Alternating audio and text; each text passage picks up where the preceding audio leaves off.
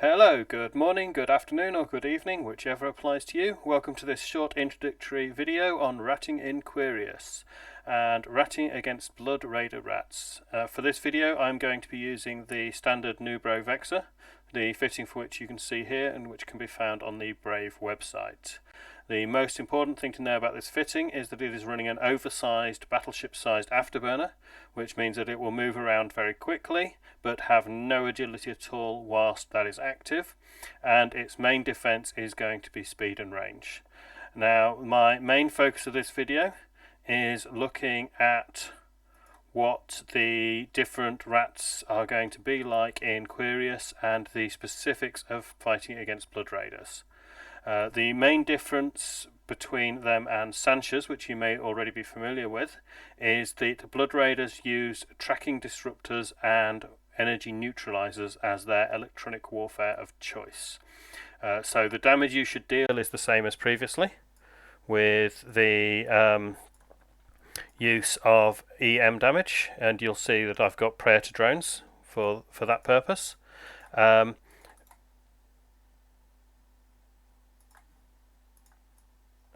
But the actual and the damage you're tanking again should be EM and thermal. Those are the main damage sources that you're going to face.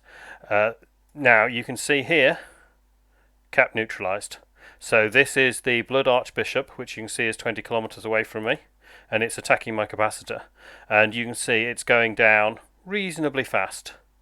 The neutralizing stopped. They don't run continuously, and also they have a limited range. So you can see the first thing I did was I set to orbit them at 30 kilometers, and already most of them are no longer able to neutralize me. If you want to be safer, you can go to further. So if you set your default to, for example, 50 kilometers, then you may not be able to lock and so on depending on your locking speeds, but again you'll be clear of all of the potential EWAR that they're going to be using against you. So you can launch your drones and you can send them in to kill whatever you need to kill. The other electronic warfare, the tracking disruption, doesn't affect you because you're using drones. So that is one of the reasons that drone ships are really good in this part of space, is because you can use the drones, and if they tracking disrupt you, it makes no difference at all. But just be aware, they may decide to focus your drones. So you can see my drone's taking damage there. Can I go back in a bit closer, and I'm going to pull my drones back to keep them alive. Now, if I get too close, we'll get back to the same problem. So if I come in and I orbit at 20 kilometers, again, you'll see that they'll start to energy neutralize me. If it's just one or two rats, it's not a big problem. If there's a lot of them and they all start hitting your cap, then at that point you're going to find that you're in a lot of trouble. And you may need to warp out. If there's anything that's warp disrupting you, obviously you'll need to kill that first, and then just get out of there. And that really is the sort of main introduction. We have a neutral in system, so I'm going to stop for a second now. So you can see this align and warp is taking forever. This is my progress here to get into warp. So if there was someone landing on grid and trying to kill me, this would be a problem. Turn off my afterburner, and as soon as this cycle finishes, you see, look how much faster that was.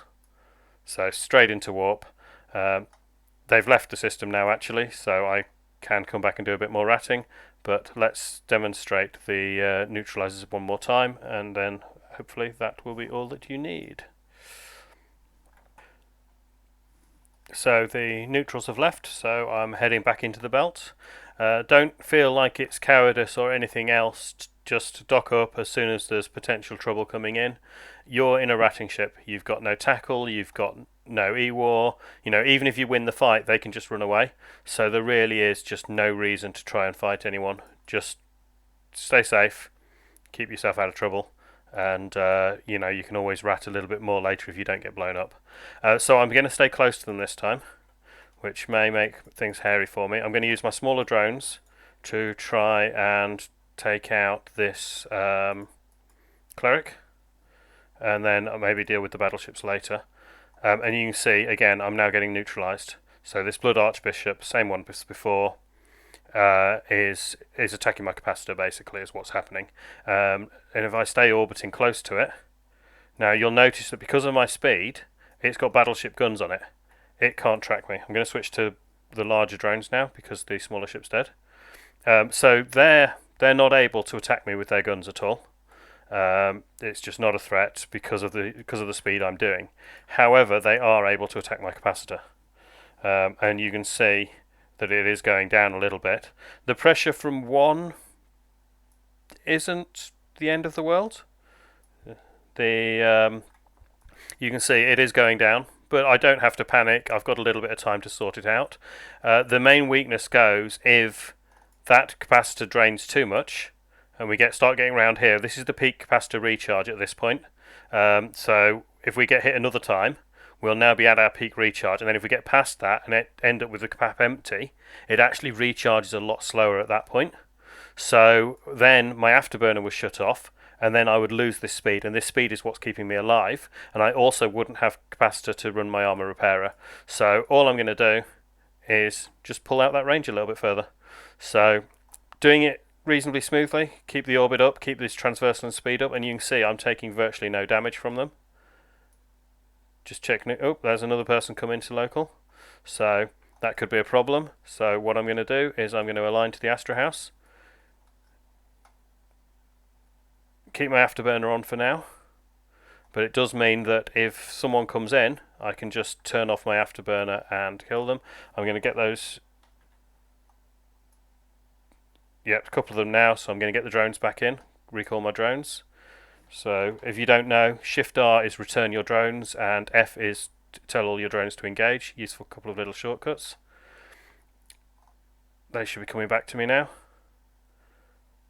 And again, we're then going to safe up. This system is quite a high traffic system. Obviously it's a lot easier if you can find a system which has fewer people coming through it.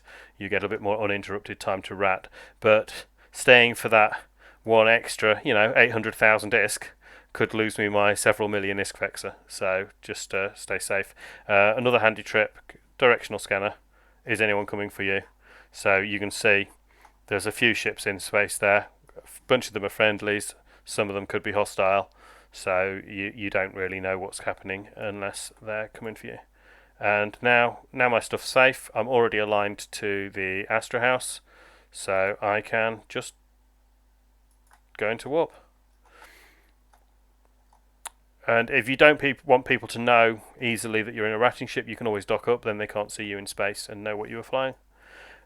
And that concludes my introductory video to ratting against Blood Raiders. So essentially just remember that they can attack your capacitor as well as your hit points, and you just need to keep an eye on it. Depending on how hard it's being hit, you may need to warp out and then come back at a longer range, because they do have limited range. The speed won't help you against that though, so it doesn't matter how fast you're going. Their guns may not be able to track you, they can't damage you, but it won't stop them from neutralising your capacitor. So thank you for listening, I hope you found it useful, and have a good day.